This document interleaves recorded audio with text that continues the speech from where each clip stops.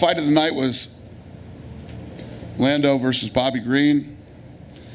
Performance of the night, Vincent Luque and Jennifer Maia. They all won $50,000. Congratulations to them. What's up, man? How did you rate Derek Brunson's performance? How did what? How did you rate Derek Brunson's performance? Yeah, no, he looked awesome tonight, man. Listen, he came in against a young, up-and-coming savage that wanted to be, the youngest champion ever, and he did what he needed to do tonight. It looked good. Do you think he's underrated by a lot of people? Do I think he's what? Underrated? Yeah. Listen, he's had some ups and downs in his career, and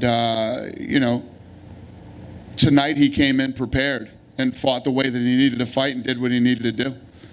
He's in great shape, kept the pressure on him, used his experience, and I believe used his wrestling the way he used to use his wrestling, when he first came into the UFC.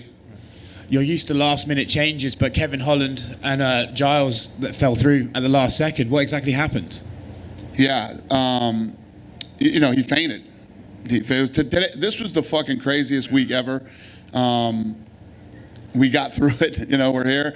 He fainted. Holland couldn't have had a better attitude about the fight pulling out. He's like he was ready to fight tonight if we ended up getting Ed Herman back. And he wants to fight next week or the week after, whatever we want. He's ready to go. So, kid couldn't have had a better attitude about it, and I'm excited to see him come back and fight. Did you reach out to Ed Herman to see if he could step in today? Yeah. We were trying to track him down. Ed Herman's nickname is Short Fuse for a reason. Okay, he was pissed off about the fight today, and he was going crazy. And then this thing happens, and we were trying to get him back, and. How should I put this? He couldn't. Let's just say he couldn't come back. He wasn't. He had moved on.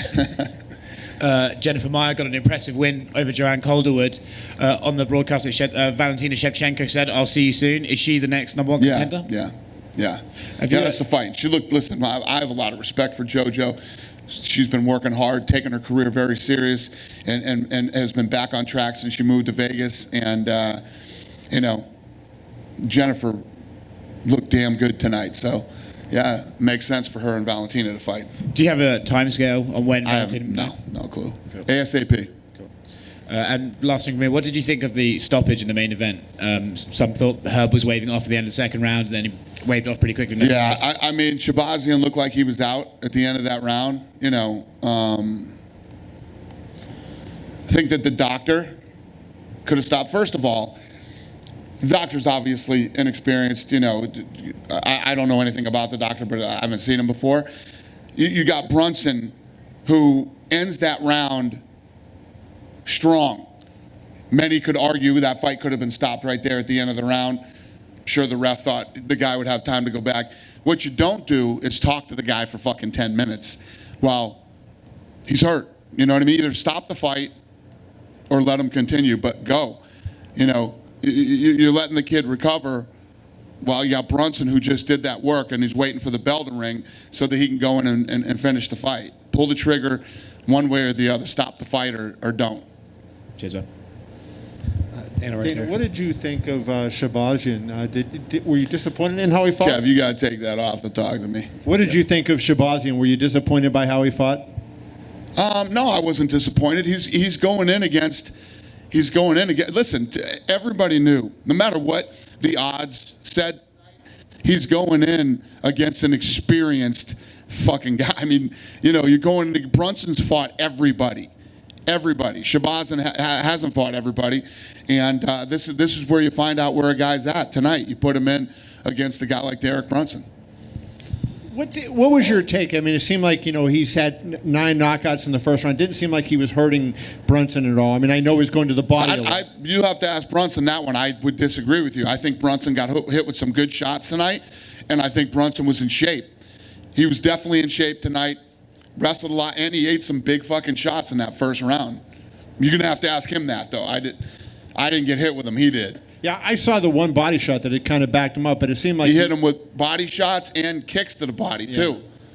Yeah. It seemed like he did good work there.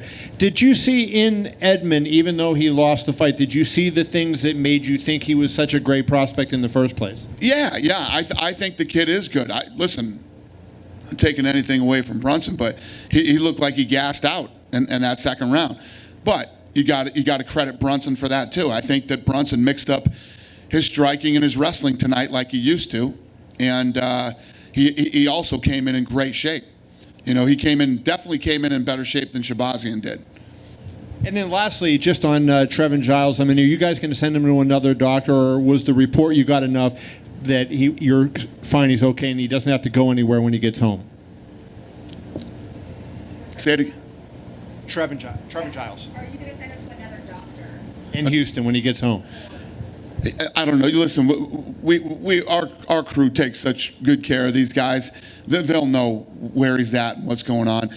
You know, I think that the doctors tonight think that his anxiety went through the roof and he fainted.